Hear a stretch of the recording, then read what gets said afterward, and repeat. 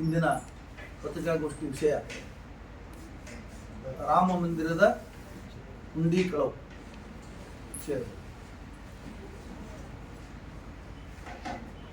ರಾಮ ಮಂದಿರದಲ್ಲಿ ಸಾವಿರಾರು ಕೋಟಿ ರೂಪಾಯಿ ಹುಂಡಿ ಕಳವಾಗಿದೆ ಅಂತ ಈಗಾಗಲೇ ದೇಶದಲ್ಲಿ ಜಗಜ್ಜಾಹೀರಾಗಿದೆ.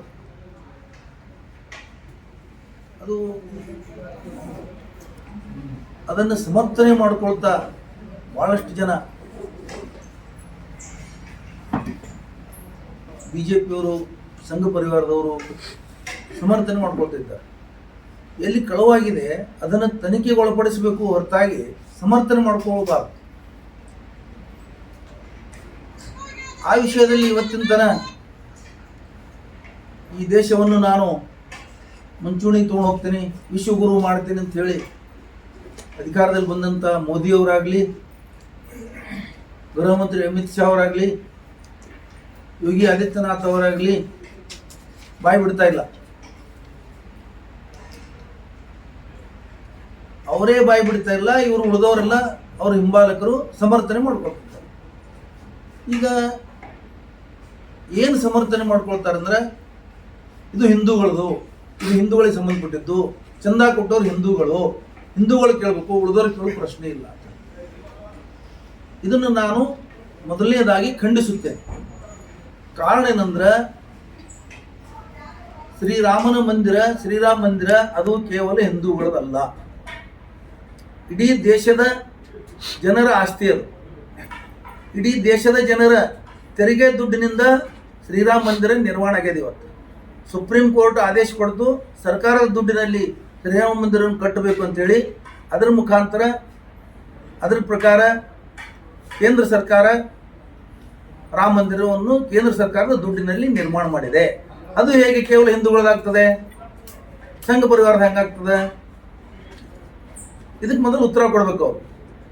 ದೇಶದ ಸರ್ವ ಜನರ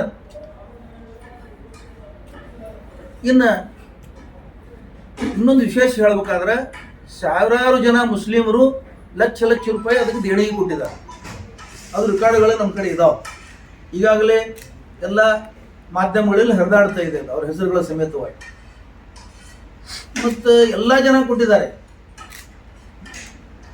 ಆದಿವಾಸಿಗಳು ಕೊಟ್ಟಿದ್ದಾರೆ, ಹಿಂದುಳಿದವರು ಕೊಟ್ಟಿದ್ದಾರೆ, ಮುಂದುಳಿದವರು ಕೊಟ್ಟಿದ್ದಾರೆ, ಎಲ್ಲ ಮಾಡಿದ್ದಾರೆ. ನೀವು ಕೇವಲ ಹಿಂದೂಗಳು ಕಳುವು ಮಾಡ್ಬೇಕಂತ ಆಯ್ತಾ? ನಾವು ಹಿಂದೂಗಳದ್ದು ಕಳುವು ಮಾಡಿ ತಿಳ್ಕೊಂಡು ನೀವು ಒಪ್ಕೊಳ್ತಾ ಇದ್ದೀರಾ? ಕಳುವೇ ಅದು ಮಾಡಿ ಮತ್ತೆ ಅದನ್ನು ಸಮರ್ಥನೆ ಮಾಡ್ಕೊಳ್ಳೋದು.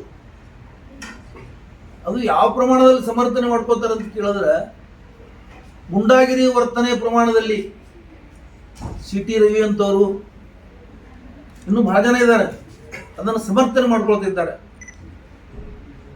ಸಂಸತ್ತರಿದ್ದಾರೆ, ಶಾಸಕರಿದ್ದಾರೆ, ಮಂತ್ರಿಗಳಿದ್ದಾರೆ ಕೇಂದ್ರ ಸರ್ಕಾರದಲ್ಲಿ. ಅವರೂ ಸಹಿತ ಒಂದು ಸಂವಿಧಾನಿಕ ಹುದ್ದೆಗಳ ಮೇಲಿದ್ದವರು ಸಹಿತ ಸಮರ್ಥನೆ ಮಾಡ್ಕೊಳ್ತಾ ಇದ್ದಾರೆ ಅಂದ್ರೆ ಇದು ಬಹಳ ನಾಚಿಕೆಗೇಡಿನ ವಿಷಯ. ರಾಮ ಮಂದಿರಕ್ಕೆ ವಿರೋಧ ಮಾಡಿದವರು, ರಾಮನ ಅಸ್ತಿತ್ವವನ್ನೇ ಪ್ರಶ್ನೆ ಮಾಡಿದವರು, ರಾಮ ಮಂದಿರ ಕೋರ್ಟ್ಗೆ ಹೋದವರು ಕಾಂಗ್ರೆಸ್ದವರು ಇದ್ದಾರೆ, ಅವರಿಗೆ ಅಧಿಕಾರ ಇಲ್ಲ ಅಂತ ಹೇಳ್ತಾರೆ. ಒಂದು ಸ್ಪಷ್ಟಪಡಿಸ್ತಾ ಇದ್ದೀನಿ, ನಿಮ್ಗೆಲ್ಲರಿಗೂ ಗೊತ್ತಿದೆ, ರಾಮ ಮಂದಿರದಲ್ಲಿ ಪೂಜಾ ಮಾಡಲಿಕ್ಕೆ ಪರ್ಮಿಷನ್ ಕೊಟ್ಟಂತವರೇ ಕಾಂಗ್ರೆಸ್ ಸರ್ಕಾರದ ಪ್ರಧಾನಮಂತ್ರಿ ರಾಜೀವ್ ಗಾಂಧಿ ಅವರು. ಅದನ್ನ ನೀವು ಹೋಟಿಗೋಸ್ಕರ ಹಿಂದೂ ಮುಸ್ಲಿಂ ಜಗಳ ಮಾಡಬೇಕು, ವೈಮನಸ್ಸುಗಳು ಬೆಳಿಬೇಕು, ಕೋಮು ಭಾವನೆ ಬೆಳಿಬೇಕು ಅಂತ ತಿಳ್ಕೊಂಡು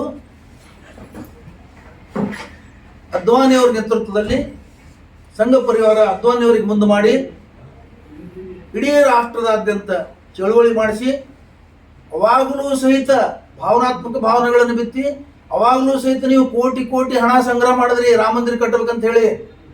ಇಟ್ಟಂಗಿಗಳ ಹೆಸರ ಮೇಲೆ ಖರೀದಿ ಮಾಡಿದ್ರಿ, ಬಂಗಾರದ ಇಟ್ಟಂಗಿಗಳು ತಗೊಂಡ್ರಿ, ಬೆಳ್ಳಿ ಇಟ್ಟಂಗಿಗಳು ತಗೊಂಡ್ರಿ, ಹಣ ತಗೊಂಡ್ರಿ. ಅದರಿಂದ ರಾಮ ಮಂದಿರ ಕಟ್ಟಲೇ ಇಲ್ಲ. ಆ ದುಡ್ಡಲ್ಲಿ ಹೋಯ್ತು, ಅದಕ್ಕೂ ಉತ್ತರ ಕೊಡಿ. ಇವತ್ತ ಸಾರ್ವಜನಿಕರಿಂದ ಸಂಗ್ರಹ ಮಾಡಿದ್ರಲ್ಲ 20 ವರ್ಷಗಳೇ, ಸುಮಾರು 25 ವರ್ಷಗಳ ಕಾಲ ಹೋರಾಟ ಮಾಡಿದ್ರಿ. ಆ ಹೋರಾಟದ ಅವಧಿ ಪೂರ್ತಿ ದೇಣಿಗೆ ಬಂದಿದೆ ಜನರದ್ದು, ಇಡೀ ರಾಷ್ಟ್ರದ ಜನ ದೇಣಿಗೆ ಕೊಟ್ಟಿದ್ದಾರೆ. ಮತ್ತು ಆ ದುಡ್ಡು ಎಲ್ಲಿ ಹೋಯ್ತು? ಉತ್ತರ ಕೊಡಿ. ರಾಮ ಮಂದಿರ ಕಟ್ಟಿದ್ದಲ್ಲಿ ಸರ್ಕಾರ ದುಡ್ಡಿನಿಂದ, ನೀವು ರಾಮ ಮಂದಿರ ಕಟ್ತೀವಿ ಅಂತ ಸಾರ್ವಜನಿಕರಿಂದ ಏನು ದುಡ್ಡು ಸಂಗ್ರಹ ಮಾಡಿದ್ರಿ, ಆ ದುಡ್ಡು ಎಲ್ಲಿ ಹೋಯ್ತು? ಆ ಹಣದ ಲೆಕ್ಕ ಕೊಡಿ.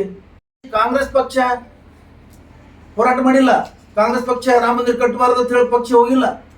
ಯಾರು ಅಲ್ಲಿ ಸಂಬಂಧಿದ್ರು ಅಯೋಧ್ಯ ವಿಷಯದಲ್ಲಿ ಅವರು ಕೋರ್ಟ್ ಹೋಗಿದ್ದಾರೆ. ನೀವು ಕಾಂಗ್ರೆಸ್ ಪಕ್ಷ ಮೇಲೆ ಆ ತಪ್ಪು ಆರೋಪ ಮಾಡಿದ್ರೆ, ಕಾಂಗ್ರೆಸ್ ಪಕ್ಷ ಯಾವತ್ತೂ ರಾಮ ಮಂದಿರ ಕಟ್ಟಲಿಕ್ಕೆ ವಿರೋಧ ಮಾಡಿಲ್ಲ, ರಾಮನ ಅಸ್ತಿತ್ವಕ್ಕೆ ವಿರೋಧ ಮಾಡಿಲ್ಲ. ರಾಜೀವ್ ಗಾಂಧಿಯವರೇ ಅದು ಪರ್ಮಿಷನ್ ಕೊಟ್ಟಿದ್ದಾರೆ.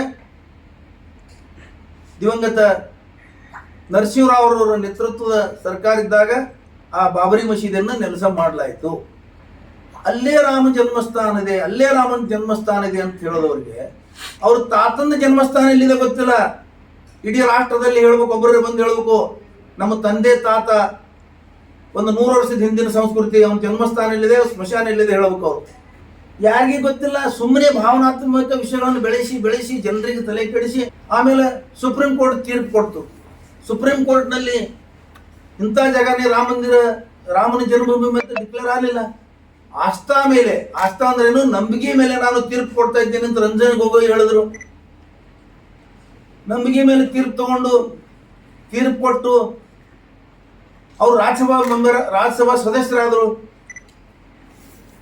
ಇವೆಲ್ಲ ಏನ್ ತೋರಿಸ್ತಾವ? ಭ್ರಷ್ಟಾಚಾರ ತೋರಿಸ್ತದೆ. ಇದು ರಾಮನ ಹೆಸರಿನ ಮೇಲೆ ಪೂರ್ತಿ ಭ್ರಷ್ಟಾಚಾರ.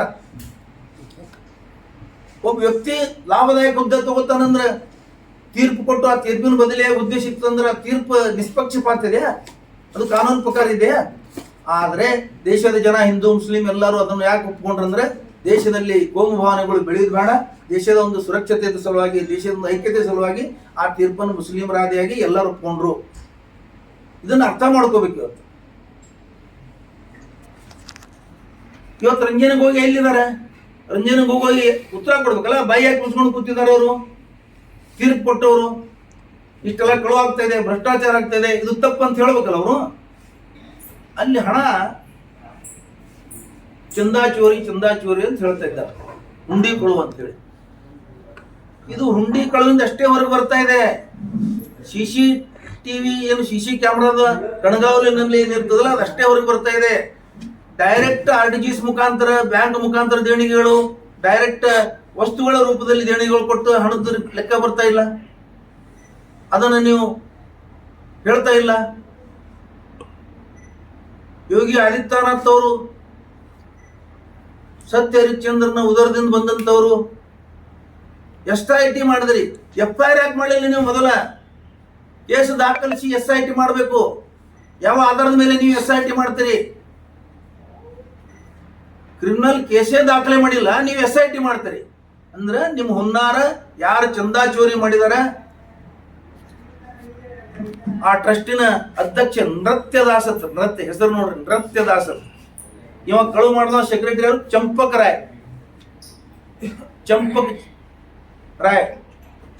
ಆಮೇಲೆ ಪದಾಧಿಕಾರಿಗಳು ಅವ್ರು ರಾಜೀನಾಮೆ ಕೊಟ್ಟರು, ಮುಗಿದೋಯ್ತಾ? ಬಾರಕ್ಕೊಂದು ಮಾಫ್ ಆಯ್ತಾ? ನೀವು ಅವ್ರ ಮೇಲೆ FIR ಮಾಡಿ ಅವ್ರ ಒಳಗೆ ಹಾಕಿ, ಸಾದಾ ಸಿಂಪಲ್ ಸಣ್ಣ ಸಣ್ಣ ಕೇಸ್ಗಳಿಗೆ ನೀವು ಒಳಗೆ ಹಾಕ್ತಾ ಇದ್ದೀರಿ. ಬುಲ್ಡೋಜರ್ ಕಳಿಸ್ತಾ ಇದ್ದೀರಿ ಅವ್ರವ್ರ ಮನೆಗಳಿಗೆ, ಅಮಾಯಕ ಜನರ ಮನೆಗಳನ್ನು ಬೀಳಿಸ್ತಾ ಇದ್ದೀರಿ. ಮತ್ತೆ ಇವ್ರ ಮನೆಗಳು ಯಾವಾಗ ಬೀಳಿಸ್ತೀರಿ? ಇವ್ರಿಗೆ ಯಾವಾಗ ಅರೆಸ್ಟ್ ಮಾಡ್ತೀರಿ? ಅದಕ್ಕೆ ನಂದು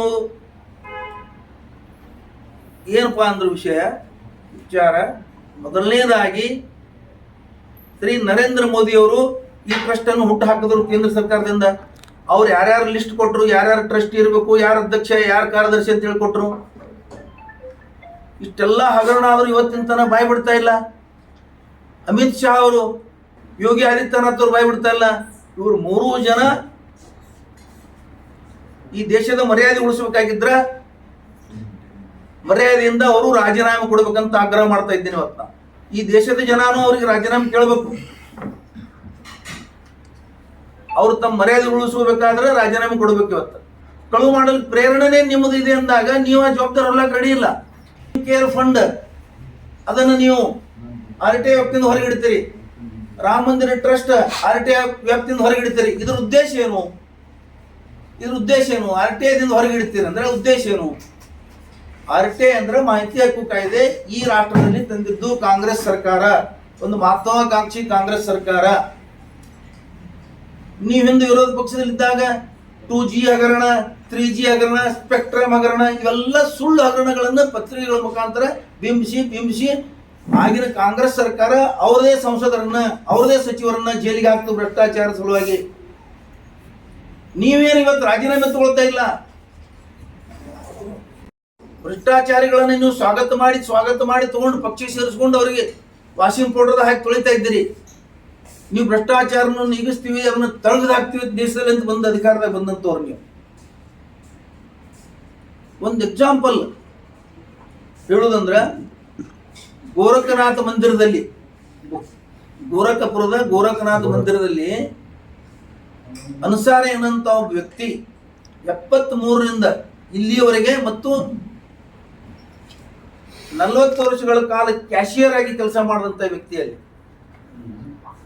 ಒಂದು ಪೈಸಾ ಹಗರಣ ಇಲ್ಲದೇನೆ ಅದು ಯೋಗಿ ಆದಿತ್ಯನಾಥರ ಪೀರಿಯಡ್ದಲ್ಲಿ ಸಹಿತ ಒಂದು ಪೈಸಾ ಹಗರಣ ಇಲ್ಲದೇನೆ ಅವರಲ್ಲಿ ಕಾರ್ಯನಿರ್ವಹಿಸ್ತಾ ಬಂದಿದ್ದಾರೆ. ಅಂತ ಪ್ರಾಮಾಣಿಕರನ್ನ ನೀವು ಅಲ್ಲಿ ಜೋಡಿಸ್ರಿ. ಎಲ್ಲಿ ಅಯೋಧ್ಯ ರಾಮನ ಹುಂಡಿಗೆ ಅಲ್ಲಿ ಇಡ್ರಿ. ನೀವು ವಕಫ್ನಲ್ಲಿ ಭ್ರಷ್ಟಾಚಾರ ಆಗ್ತದೆ, ವಕಫ್ನಲ್ಲಿ ವ್ಯವಹಾರ ತಿಳ್ಕೊಂಡು ವಕಫ್ ಕಾಯ್ದೆ ತಿದ್ದುಪಡಿ ಮಾಡಿ ಅದರಲ್ಲಿ ಮುಸ್ಲಿಮೇತರರನ್ನ ವಕಫ್ ಬೋರ್ಡ್ದಲ್ಲಿ ಮೆಂಬರ್ ಮಾಡ್ಬೇಕಂತ ಕಾಯ್ದೆ ಮಾಡಿದ್ರಿ, ಮೆಂಬರ್ ಮಾಡ್ತಾ ಇದ್ದೀರಿ. ಮತ್ತೆ ಹಿಂದೂ ಟ್ರಸ್ಟ್ಗಳು, ಹಿಂದೂ ದೇವಸ್ಥಾನಗಳಲ್ಲಿ ಯಾಕೆ ಮುಸ್ಲಿಮರನ್ನಲ್ಲಿ ಯಾಕೆ ನೀವು ಮೆಂಬರ್ ಮಾಡಬಾರ್ದು?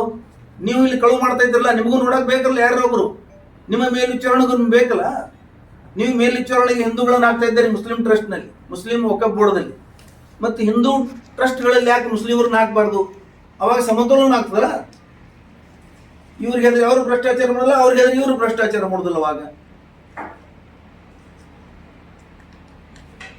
ರಾಮ ಮಂದಿರ ಹಿಂದೂಗಳಿಗೆ ಸೇರಿದ್ದು ಅಂತ ಹೇಳೋದು ಮೂರ್ಖತನ. ಇದು ಮೊದಲು, ಇದು ಇಡೀ ದೇಶದ ರಾಮ ಮಂದಿರದು, ಅದನ್ನು ಬಿಡಬೇಕು. ಅವರು ಕಳುವನ್ನು ಮುಚ್ಕೊಳ್ಳಕ್ಕೆ ಸಮರ್ಥನೆ ಮಾಡ್ಕೊಳ್ಳೋದಂದ್ರೆ ಅದಕ್ಕಿಂತ ನಾಚಿಕೆ ಗಿಡ ನಿಶ್ಚಯ ಇದೆ, ಯಾವುದು ಅಲ್ಲ.